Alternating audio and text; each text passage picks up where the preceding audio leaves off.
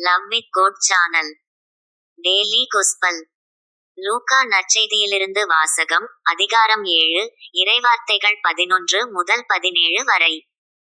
அதன்பின் இயேசு நயீன் என்னும் ஊருக்குச் சென்றார். அவருடைய சீடரும் பெருந்திரளான மக்களும் அவருடன் சென்றனர்.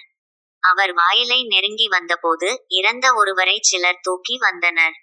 தாய்க்கு அவர் ஒரே மகன், அத்தாயோ கைம்பெண். அவ்வரைச் சேர்ந்த பெருந்திரளான மக்களும் அவரோடு இருந்தனர். அவரைக் கண்ட ஆண்டவர் அவர் மீது பரிவு கொண்டு, அழாதீர் என்றார். அருகில் சென்று பாடையைத் தொட்டார்.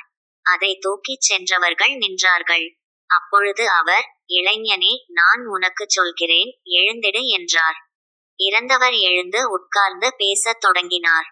இயேசு அவரை அவர் தாயிடம் ஒப்படைத்தார். அனைவரும் அச்சமுற்று, நம்மிடையே பெரிய இறைவாக்கினர் ஒருவர் தோன்றியிருக்கிறார், கடவுள் தம் மக்களை தேடி வந்திருக்கிறார் என்று சொல்லி கடவுளை போற்றி புகழ்ந்தனர். அவரைப் பற்றிய இந்தச் செய்தி யூதேயா நாடு முழுவதிலும் சுற்றியுள்ள பகுதிகளிலும் பரவியது. இது ஆண்டவர் வழங்கும் அருள்வாக்கு. இறைவா உமக்கு நன்றி.